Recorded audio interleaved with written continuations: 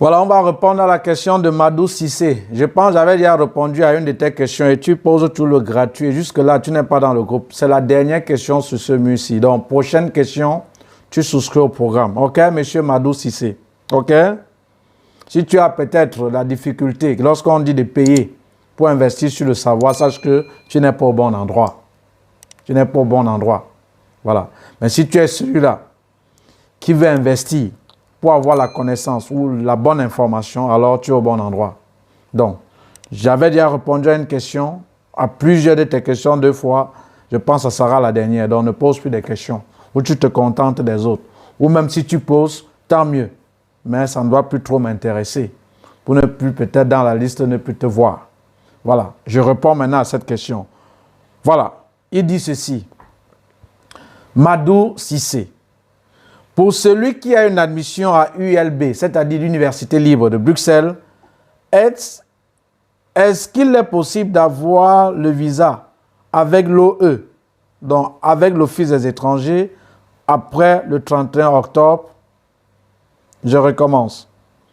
Pour celui qui a une admission à ULB, est-ce qu'il est possible d'avoir le visa avec l'OE après le 31 octobre? Je ne sais pas ce qu'il voulait dire.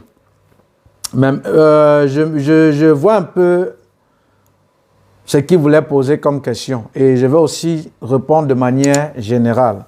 En fait, ULB, la dérogation pour certaines universités était le 30 septembre. À l'occurrence, par exemple, de Mons. Mais maintenant, avec ULB, qui est différent, il y avait possibilité pour certains étudiants de payer 50 €. On les prolongeait jusqu'en octobre. Ça, c'est ce qu'on disait dans le site. Mais que l'Office des étrangers ne tenait pas compte. C'est la même chose avec, par exemple, l'Université de Mons. La dérogation était le 30 septembre pour tous les étudiants. Mais il y a certains étudiants qui ont supplié, fait même des pétitions, qui allaient même jusqu'à plus de 5000 personnes qui ont signé la pétition. L'université a encore octroyé jusqu'au 25 octobre.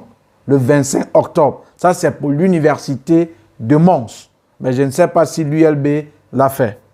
Alors, toutefois, lorsque on traite ta demande de visa et que la date de ta dérogation n'est pas passée, tu peux avoir de fortes chances d'obtenir le visa. Mais maintenant, si on traite ta demande de visa, si pendant qu'on est en train, l'Office des étrangers est en train de traiter ta demande de visa et que ta date de dérogation est passée, tu as de fortes chances. Donc, c'est déjà d'office sûr que tu auras un refus. Et quel sera le motif? On va vous mettre là, dépôt tardif. Donc, l'ambassade tient compte de la date de la dérogation octroyée par l'université. Par exemple, j'ai publié là, il y a de cela 2 ou 3 jours. Cette rescapée, elle est dans le groupe, mais je ne vais pas donner son nom puisque elle est encore en Afrique. C'est qu'elle suit d'ici peu, elle doit arriver. Elle doit faire son témoignage. Elle a eu l'admission à UMons. Vous voyez, or, UMons, leur dérogation était le 30 septembre. Et comme je vous ai dit, certains étudiants ont supplié, ont octroyé jusqu'au 25 octobre. Vous voyez que nous sommes le 40e, nous sommes le 22 octobre. Ceux-là qui attendent peut-être le visa, si on vous répond avant le 25 octobre, vous pouvez avoir la chance d'obtenir le visa. Mais maintenant, passé le 25 octobre, qui est la date de dérogation octroyée par l'école, passé cette date, c'est le refus, point final. Il n'y a aucun avocat à prendre là.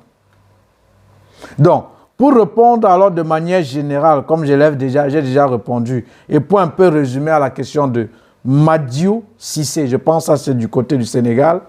Si la question est de te poser, est-ce que l'ULB t'a accordé une dérogation allant au 31 octobre? Si c'est oui, alors tu as de fortes chances d'obtenir le visa. Mais ce n'est pas parce que c'est le 31 octobre que tu dois impérativement obtenir le visa. Lorsqu'on fait la demande de visa, il y a 2 possibilités. Soit on va t'accorder, soit on va te refuser. Mais même si on te refuse, on vous donne l'Office des étrangers. Et ça, c'est la particularité de la Belgique, contrairement à certains pays.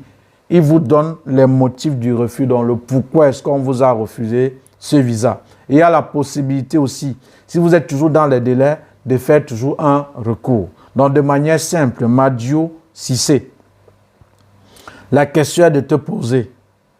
Si ce n'est même pas seulement ULB, si vous êtes dans ce cas, la question est de se poser. L'université vous a accordé la dérogation quand? Si par exemple c'est le cas de Madio Cissé, si l'ULB, l'Université libre de Bruxelles, vous a dit on vous accorde jusqu'au 31 octobre, ça veut dire vous êtes dans les délais. Mais passé la date de la dérogation octroyée par l'école, sachez que dans la plupart des cas, vous allez avoir le refus.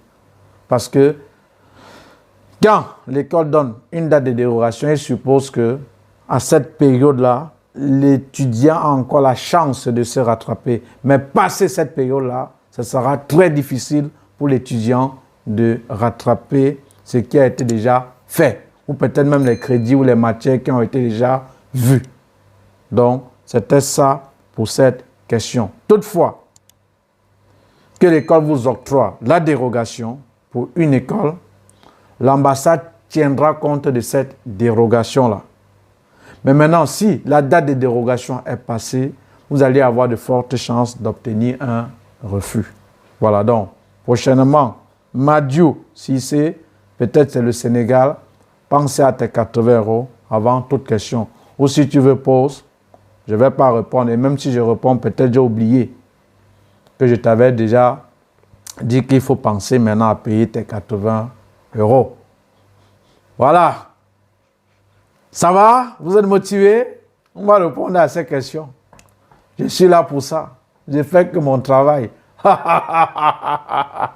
Partagez-moi la vidéo là. Merci et à tout de suite.